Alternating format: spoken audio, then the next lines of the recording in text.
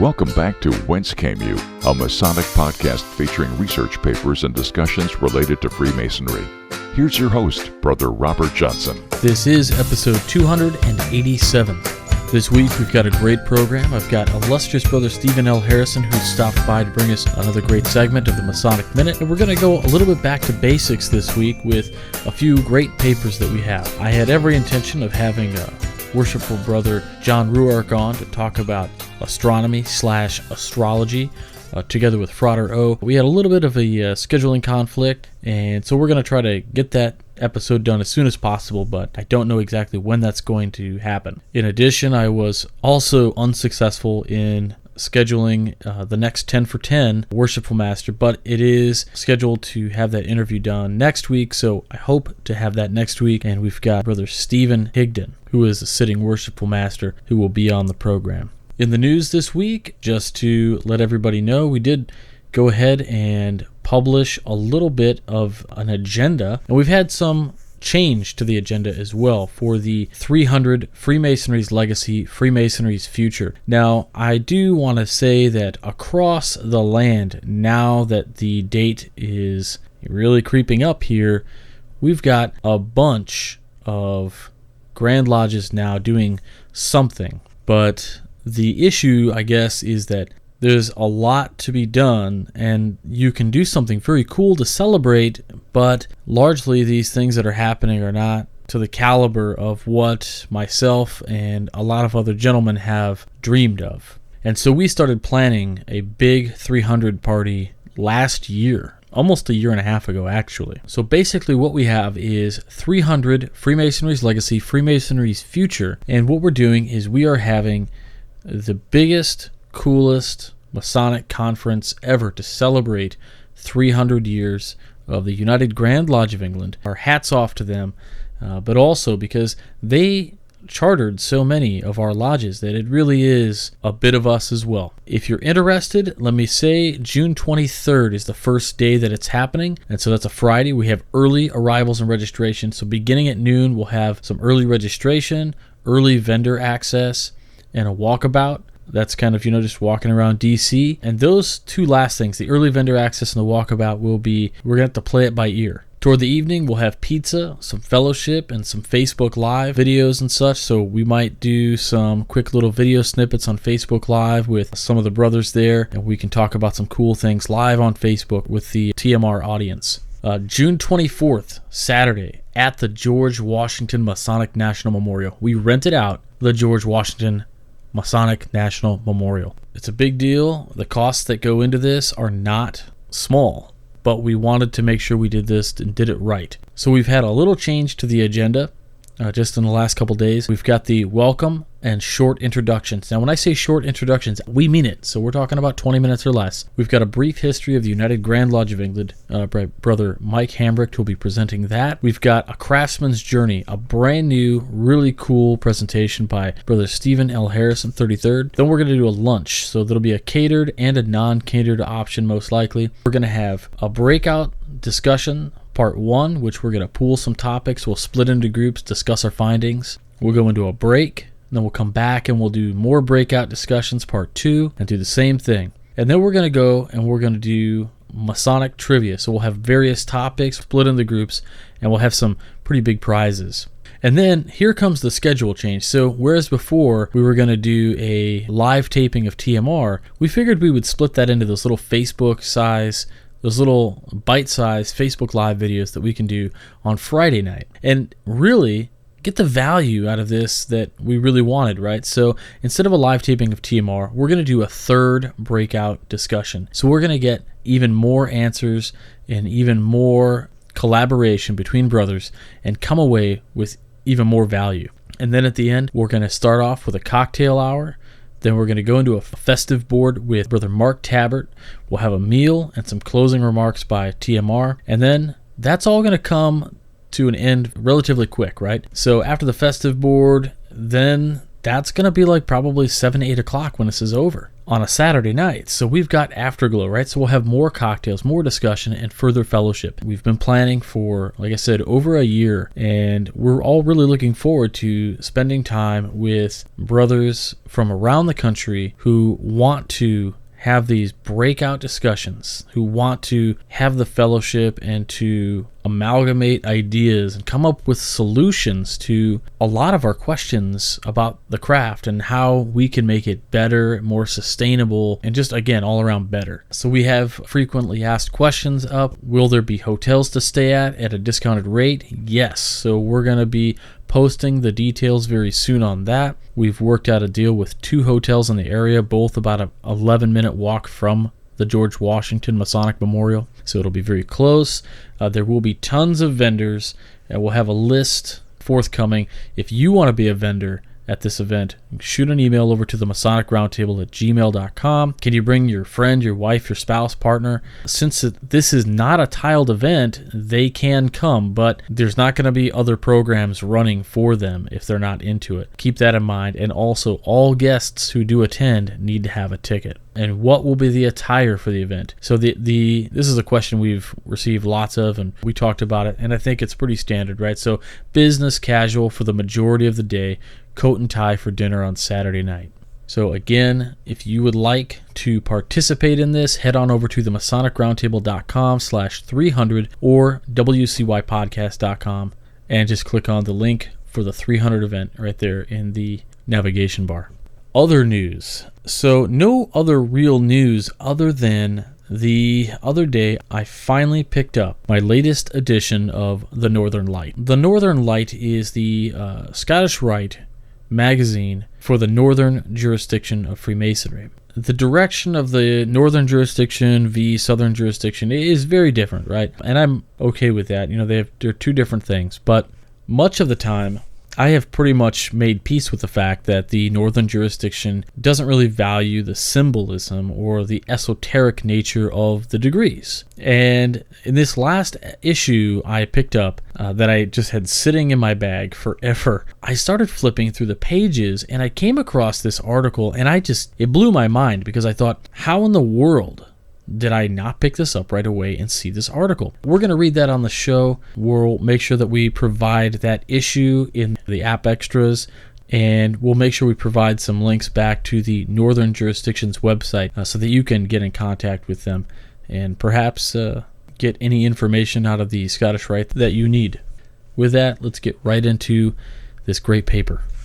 Now again, before I begin this paper, I want to let everybody know that the Northern Masonic jurisdiction is only 15 states, so by reading this, I hope that some of the southern jurisdiction states and brothers might hear this and go, holy cow, maybe a step in the right direction here, or just a taste of maybe this is just one brother, I don't know. But the article is called The Truth About Masonic Secrecy, and it's by Jeffrey L. Kuntz, 32nd Degree. And again, a fantastic article, so let's check it out. Oh, and before we begin, keep an ear out for some quotes for some authors that I have talked about in the past as some of my favorites, and that says something. Anyway, The Truth About Masonic Secrecy, Jeffrey L. Kuntz, 32nd Degree. Freemasonry and the secrecy associated with it have been a disputed topic for centuries. The matter of Masonic secrecy has, in fact, been too often misunderstood and misrepresented, even by many of its members. These fallacies have been the cause of much of the suspicion and criticism leveled at the fraternity throughout much of its history. Perhaps one of the most misconstrued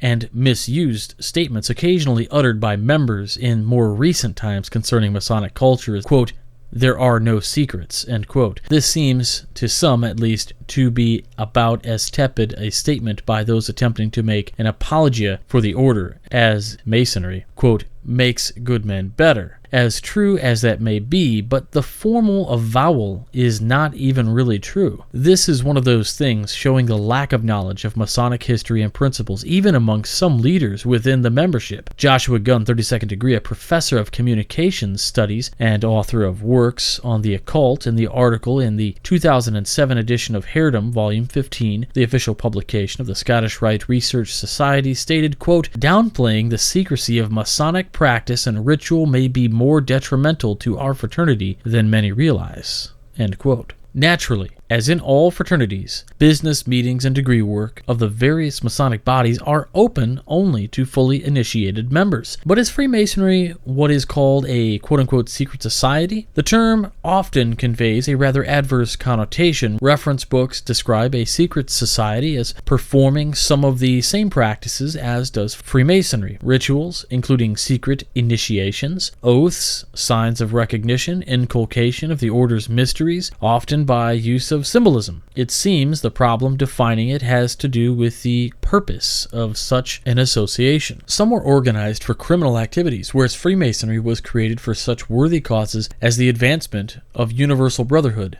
and charitable activities, as well as the inculcation of its teachings and philosophy. Freemasonry, secrecy, and the quote-unquote New World Order have occasionally been a somewhat juicy topic of debate in recent decades. There are those who believe the establishment of this quote-unquote New World Order, which is said to be the plot by a small authoritarian group of leaders planning to obtain control over the Western world, is a major agenda item of Freemasons. This notion, or conspiracy theory, if you will, is prompted, in part, by the fact that the Latin phrase Novus Ordo Seclorum is imprinted on the reverse side of the Great Seal of the United States, which is, in turn, imprinted on the reverse side of the U.S. $1 bill. It is arched under the pyramid, which is capped by the all-seeing eye encased within an equilateral triangle, symbols associated with Freemasonry. The Great Seal of the United States first appeared on the dollar bill in 1935 under President Franklin Delano Roosevelt,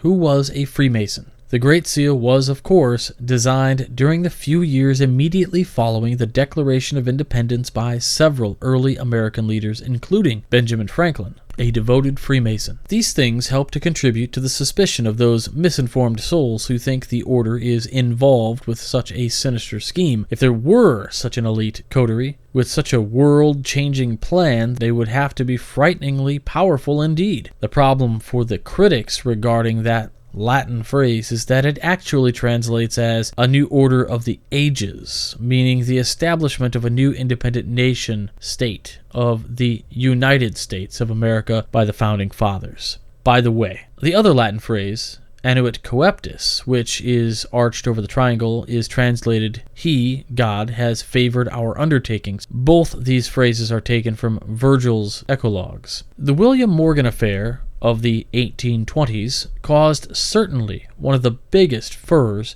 involving Masonic secrets in the history of the fraternity. Freemasonry was decimated.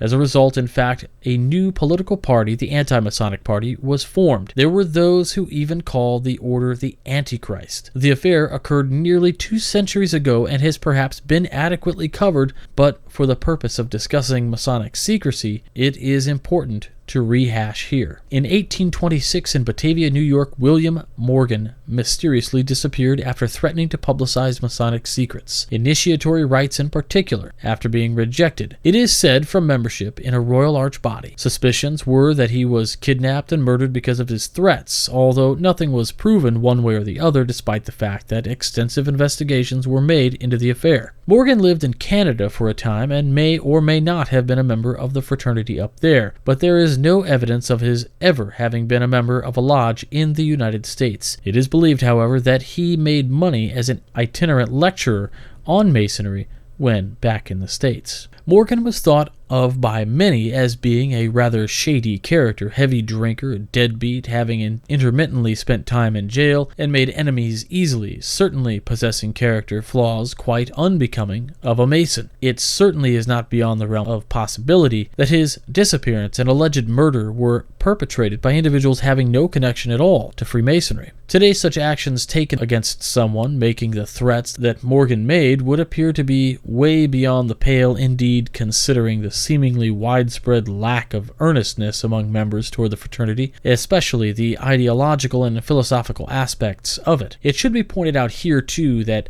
there has been an abundance of other exposés of Masonic rituals throughout much of the fraternity's history, all without incident, as far as it is known. Very shortly after the founding of the Grand Lodge of England in 1717, in both Great Britain and France, as well as in America, a number of exposés were printed, some of which were distributed in the form of tracts. Even during the last several decades, publications have come out harshly disparaging the order, including some written by former candidates who withdrew from the initiatory process after being appalled by the symbolic penalties of the oaths. The oaths and other esoterically abstruse parts of the rituals point to one of the reasons for the secrecy. Unfortunately, of course, there is and always will be that perennial liability of a prospective candidate getting in the door who should not be in to begin with, as such individuals could be inclined to bring open condemnation, ridicule Freemasonry. The concerns relating to Masonic secrecy addressed here up to this point are really rather secondary. We shall now examine the nitty-gritty of fraternal secrecy, the quote-unquote hows and quote-unquote whys of secrecy. A most important matter of Masonic culture that seems to be discussed not nearly enough is Freemasonry's connection with the ancient mysteries. Upon perusal of just a small cross-section of the plethora of books and articles written about Freemasonry, one would be hard put to deny the relationship of that fraternal organization's relationship to esoteric knowledge. It is mainly due to the abstruse nature of its more sublime teachings that there is so little discourse among the fraternal brethren involving the more mystical and philosophical side of the fraternity. This, of course, is quite understandable. Masonic author George H. Steinmetz, in his enlightening book Freemasonry, Its Hidden Meaning, quoted another well-known Masonic scholar, J.D. Buck, quote, "It is in the ancient symbols of Freemasonry that its real secrets lie concealed, and these are as densely veiled to the Mason as to any other, unless he has studied the science of symbolism in general, and Masonic symbols in particular." End quote. Steinmetz then drops an even more striking J.D. Buck bombshell with the quote, "The most profound secrets of Freemasonry are not revealed in the lodge at all. They belong to the few." End quote. It would perhaps be remiss not to also make this point from a biblical aspect. After being asked by his disciples why he spoke to the multitudes in parables, Jesus replied, quote, "Because it is given unto you to know the mysteries of the kingdom of heaven, but to them it is not given." End quote. Matthew 13:10. Perhaps our next question, then, should be just exactly what are the ancient mysteries, if we would even dare to ask. Despite the hundreds of books on the philosophical teachings as well as the history of Freemasonry, many of which are very well written and highly informative, it took a book of fiction by a non-Mason to answer that question to any really significant wide-ranging effect. Dan Brown, in his blockbuster novel The Lost Symbol, has probably revealed more about the so-called ancient mysteries and the kinship of Freemasonry to them than any nonfiction book about the fraternity. When Brown's greatly anticipated book first came out in 2009, Random House initially printed 6.5 million copies. By 2014, there were over 30 million copies worldwide. People like a good yarn, and Brown is a master of suspense. If that is what it takes to make the truth known and for readers to really pay attention, then so be it. Yes, it is a book of fiction, and it contains some far-fetched episodes in order to sensationalize the story, but Brown did amazingly extensive research on the interrelationship between the ancient mysteries, Freemasonry, and the Holy Bible. In chapter 130 of The Lost Symbol, Brown wrote, "For America's Masonic forefathers, the Word has been the Bible, and yet few people in history have understood its true message. This chapter is just a little over 1 page long, but one should read all of it, for it contains a treasure trove of wisdom and truth." One of the phrases Brown uses in The Lost Symbol that would make a serious student of mysticism sit up and take notice is, "as above, so below." Until then, this axiom was almost entirely unknown in the exoteric outside world. It appears to paraphrase what some theologians call the third petition of the Lord's Prayer, "Thy will be done on earth as it is in heaven." To the mystic, the Christian mystic in particular, what both phrases basically mean is that God's spiritual power is around us and within us, as it is throughout the infinite universe. Another possible way to express it would be to say that God's invisible, omnipotent, and omnipresent spiritual energy is among us in this vulnerably material world. An even more engaging subject broached in The Lost Symbol is that of noetics, a word deriving from the Greek word nous, meaning knowing, or inner knowing. There is actually an organization called the Institute of Noetic Sciences, located in Petaluma, California, which deals with the study of the ability of the human mind to tap into the powers that permeates our being as it permeates the infinite universe. In another narrational passage of the story, Brown explains, quote, "The mind's ability to affect the physical world could be augmented through practice. Intention was a learned skill. Like meditation, harnessing the true power of thought required practice. More important, some people were born more skilled at it than others, and throughout history, there had been those few who had become true masters. Savants of mysticism and the occult believe that there have been civilizations in the distant past that have had a much greater knowledge of the powers of the mind, such as the ancient Egyptians, Jewish Essenes, Chinese, and even some Native American cultures as the Hopi and Mayan groups. This could account for their seeming advanced knowledgement of certain sciences such as astronomy. By the way, amazingly enough, some symbols very similar to Masonic ones have been found on ancient stone structures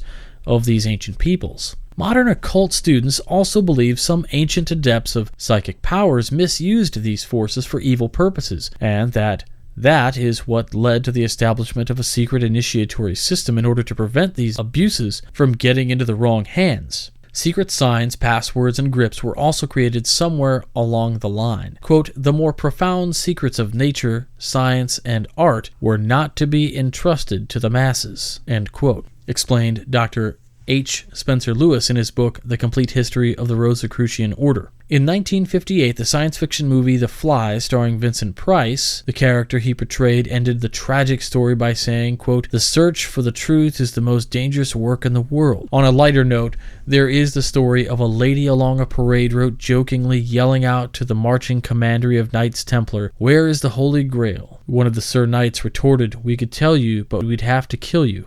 Back to the more serious side, there is a supposedly true story of a student of esoteric knowledge who attempted to approach a certain area in the Yucatan Peninsula containing the Mayan ruins, being persuaded to turn back in a manner in which he felt physically threatened. There are various recorded accounts of similar but perhaps more polite occurrences taking place in the foothills of Mount Shasta in Northern California, where also very strange lights have been seen, where no electric power is available. There have been scholars who have suspected that vestiges of certain natives possessing advanced knowledge in certain areas of America have existed in the not-too-distant past who had preserved their ancient customs and secret colonies. Freemasonry actually did exist prior to the founding of the Grand Lodge of England in 1717, and during the last half of the 16th century and first half of the 17th, there were a number of mystical and scientific philosophers who are considered to have had a strong influence on the development of Freemasonry as we know it. Such men as Elias Ashmole, Robert Moray, John Dee, and Francis Bacon, who was deeply involved with the Rosicrucians and who was the author of The New Atlantis. It appears there is a strong likelihood that these men were among the first of those who planned to establish a mystical fraternal organization that would have a wide appeal among the populace, i.e., a watered-down version of the ancient mystery schools. After long and serious examinations and discussions of Dan Brown's The Lost Symbol as well as certain non-fiction books by Masonic authors, it would seem a gross injustice not to conclude that Freemasonry has some connection, as vague and indirect as it may be, with mental and spiritual development, and is not just another social club. At the same time, all Masons, even those who have received most or all Masonic degrees, could possibly agree that there is nothing in any of the degrees that would be too dangerous to reveal to the general public. In conclusion, we shall make what may seem like somewhat of a deviation from our topic of Masonic secrecy, but really is not, by stating another J.D. Buck quote that Steinmetz used that is perhaps even more relevant today than when it was stated over 100 years ago. Quote, "There was never a greater need, never so great an opportunity as now for Masonry to assume its true place. If the majority of Masons do not realize the true significance and value of their possessions, there is all the more need for those who do not speak out in the face of discouragement and distraction, and do their utmost to demonstrate the truth." End quote. All right, I hope you enjoyed that piece. Again, just a diamond in the rough as it comes to an esotericist's view of certain publications that are Masonic, that just stood out and it wowed me. Couldn't believe I was seeing it there. Again, kudos to the Northern Light for publication of that. It was great. Thank you. Next, we're going to go right into the Masonic Minute with illustrious Brother Stephen L. Harrison, and we'll come right back with another gripping piece. You were a De Malay, so why didn't you join the Masons? Have you ever asked that question? Have you ever wondered why a young man, if he enjoyed De Malay and got something out of it, wouldn't just jump right into Freemasonry? The answers may be as varied as the number of De Malays who don't join, but to generalize, to really generalize, I may be uniquely qualified to answer that question.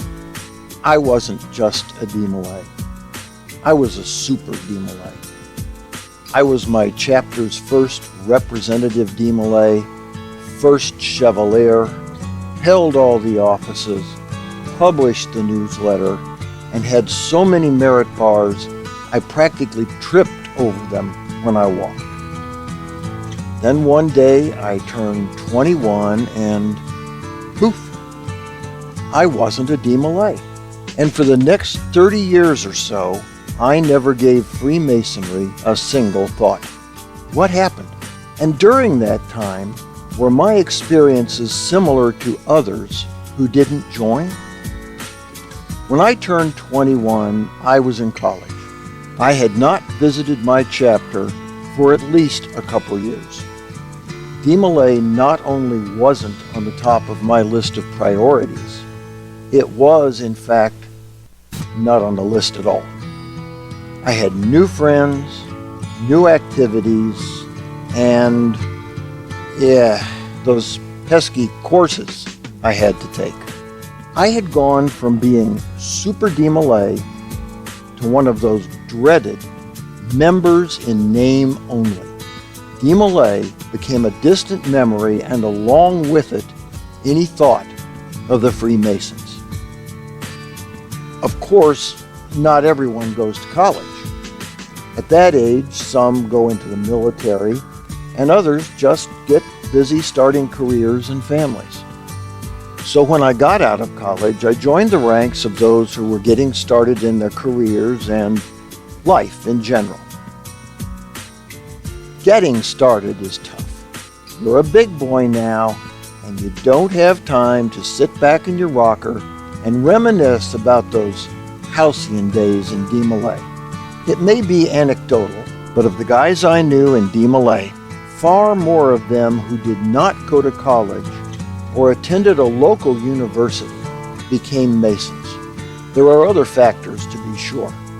A 21-year-old young man just may not have a lot in common with older and more experienced adults. There might even be an intimidation factor to consider. And back then, to be one, ask one was the rule of law. Today, in my jurisdiction, you can ask. Had my father asked me to join the Masons, likely as not, I would have. Another thing, in my jurisdiction, an 18-year-old can now become a Freemason. With proper mentoring, this is a good thing. It provides a transitional period before all those life events start inundating him. I must say, though, it still throws me for a loop when I meet the state master counselor who proudly announces he's a 32nd degree Mason. Back in the day, Sonny, that didn't happen. Going to college, going into the military, getting a career started are tough distractions. You get out of the habit of doing something, even something meaningful, and it's hard to get back to it. And on a personal level, that is the main reason I didn't join. In a way, I just forgot how great it was.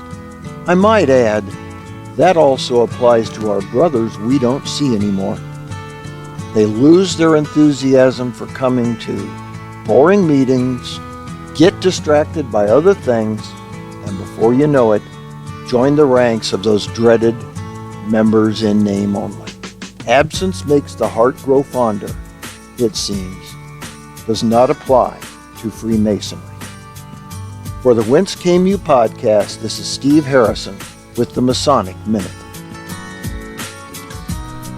All right, many thanks to illustrious brother Stephen L. Harrison. If you get a chance, I would really encourage you to go see him. He's doing a few talks that are coming up. He's going to do a newer talk, the one that we're having him do at the 300 event, called The Craftsman's Journey. So Monday, April 3rd, 6:30 p.m. at Nodaway Lodge 470 in Maryville, Missouri. He's going to be there. Let's go check that out. Thursday, April 20th at 6 p.m. Hancock Lodge 311 in Leavenworth, Kansas. He'll be there. And if you get a chance, one of the most fascinating presentations I've seen him do is Freemasonry and Oak Island. So if you want to catch that one, you want to go check it out. It's going to be in just a couple days here, March 22nd at 6 p.m. at Liberty Lodge 31 in Liberty, Missouri. So again, if you can check those out, please do. It's fantastic. It's worth the drive wherever you are. Trust me. Next, our friends over at the Southern California Research Lodge, their magazine Fraternal Review, and this comes from the February 2016 issue entitled The Masonic Apron, What Is It Truly Protecting? So this particular one covers a lot of interesting points about the Masonic apron. And on the inside cover, you flip one extra page. If you hear that, it's me holding the magazine. Under the title Moral Compass is a paper. It's very short. It's called The Esoteric Significance of the White Lambskin Apron. It's by Gregory H. Peters. Now, this is legalities. I need to mention this is an excerpt from The Esoteric Significance of the White Lambskin Apron by Brother Gregory H. Peters in Pietre-Stones Review of Freemasonry, and the web address http://www.freemasons-freemasonry.com/entered_apprentice_apron.html, and this was accessed on December 14th, 2015. So here we go. Esoteric Significance of the White Lambskin Apron by Gregory H. Peters. We can glean some level of insight by looking at the presentation of the apron from the ritual of the entered apprentice. The monitorial lecture informs us that, quote, the lambskin or white leather apron is an emblem of innocence and the badge of a Mason, more ancient than the golden fleece or the Roman eagle, more honorable than the star and garter, or any other order that can be conferred upon you at this or any future period by king, prince, potentate, or any other person, which it is hoped that you will wear with pleasure to yourself and honor to the fraternity. End quote. Furthermore, the monitorial lecture of the second section adds on the badge of a Mason, quote, the lamb has in all ages been deemed an emblem of innocence. He, therefore, who wears the lambskin as a badge of Masonry is thereby continually reminded of the purity of life and conduct which is essentially necessary to his gaining admission into the celestial lodge above, where the supreme architect of the universe presides. End quote. As with all the symbols of Masonry, our emblems are richly variegated, and what may appear as a straightforward explanation may oftentimes contain deeper layers of meaning and symbolism as one contemplates the symbols. While the surface interpretations of our symbols teach moral lesson, one may open up to deeper layers of interpretation by contemplation of those symbols, each layer building upon the previous one. The first layer of instruction within the white leather apron is that of the moral teaching implicit in the craft degrees. It is clear that the emblematic device, the craft, represents innocence, honor, and purity of life, which is necessary for admission into the quote-unquote celestial lodge. Masonry instructs us that it is a quote-unquote system of morality veiled in allegory and illustrated by symbols. It has further been defined by Albert Mackey in the Symbolism of Freemasonry as a, quote, science which is engaged in the search after the divine truth, end quote. Both of these may be seen as a indicator for the ethical structure of Masonry, but a simple layer of interpretation of the white apron indicates that its placement at the waist to purify the sexual instinct of man, which, if left unchecked, has more often than not resulted in errors of thought, word, and deed. Thus, purity alluded to with the color and placement of the apron has a practical, ethical instruction. There you have it. just a little brief excerpt from that. If you'd like more, please visit the web address that we quoted.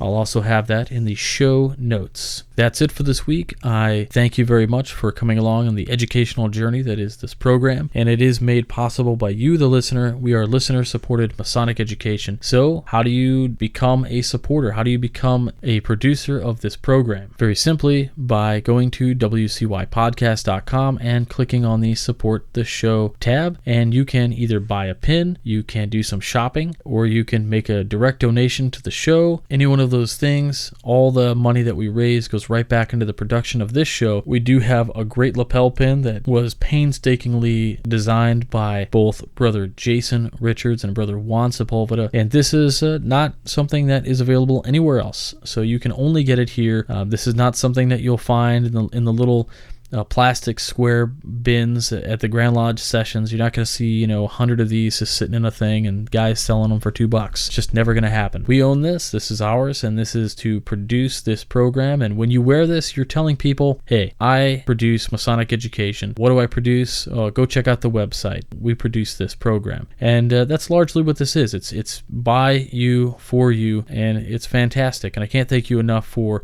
allowing me to bring you this program. The pin itself has a great design. If you go over there and you click on our links, there's a full rundown of all the symbolism in the pin. It's full of it. It's just packed. But one of the greatest things about it is it just says, "Whence came you?" It doesn't say the show. It doesn't say WCY podcast, nothing like that. So when you wear this, it's simply a Masonic pin. And it's a triangle, so not just your normal round button pin. So please do check that out. In addition, we've got cufflinks to match, as well as money clips, and we've got some tie bars. So again, check those out. We ship anywhere in the United States for $2, and we used to ship anywhere in the world for $2, but it was becoming a little bit much having to ship a $10 pin, and we'd have to ship it for $15. No matter where it was in Europe or wherever, it was like between $13 to $15 to ship a pin. So we would actually lose donation money for a while.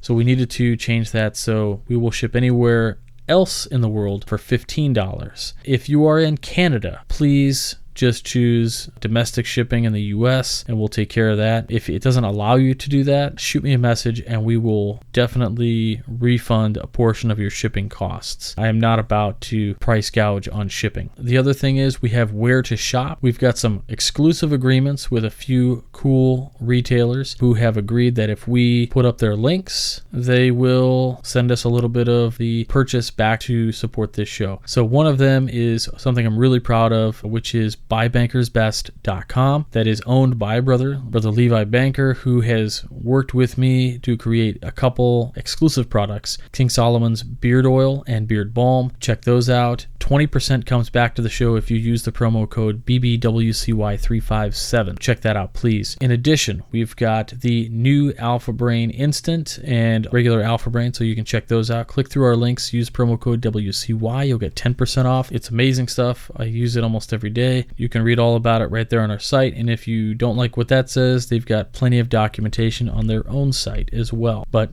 please do go to wcypodcast.com and click through our links. That way they know who sent you their way. And last but not least, we do have the make a direct donation. So by doing that, you're just sending a direct donation to the show. Some guys like to do a monthly donation and they set that up. And without those, this show might not be here. We have some generous contributors to this program each month. And for that, I really can't thank you enough. You guys are the heart and soul of the production. On behalf of myself and the WCY team, Frater O, Adam Thayer, Steve Harrison, Matt Dobrow, and Bill Hosler, we all work hard to bring this to you, and we try to get this show out, and it just means the world that you guys help us out like that. So thank you very much. We try to give back whenever we can, so we do have a little section called From Us to You. The top link there is the remastered Manly P. Hall lectures, so if you like Manly P. Hall and you want to listen to his lectures, but you just can't get past all that crazy white noise that was in all of the YouTube videos, we actually remastered them. I did all the work, and Gerald Brown got me all the lectures, so basically totally remastered audio, 320 kilobytes stereo, dual channel. It's awesome. And those are just available. There's a link right there to the Google Drive, and they're yours for free. Just us giving it back, right? And of course, our friends, the Midnight Freemasons, Mondays, Wednesdays, and Fridays We publish new content, great Masonic articles. Please check that out. And if you like Masonic podcasts, check out the Masonic Roundtable. We go live every Tuesday at 10/9 Central. And of course, those are the fellows that we are bringing you the 300 Years of Freemasonry celebration for the UGLE. It's going to be amazing. So again, check out all that stuff. We've got a lot of resources for you on WCYpodcast.com. And with that, we're going to end the show for this week. We'll be back next week with a guest, most likely. So until then, stay on the level. For Whence Came You, I'm Robert Johnson.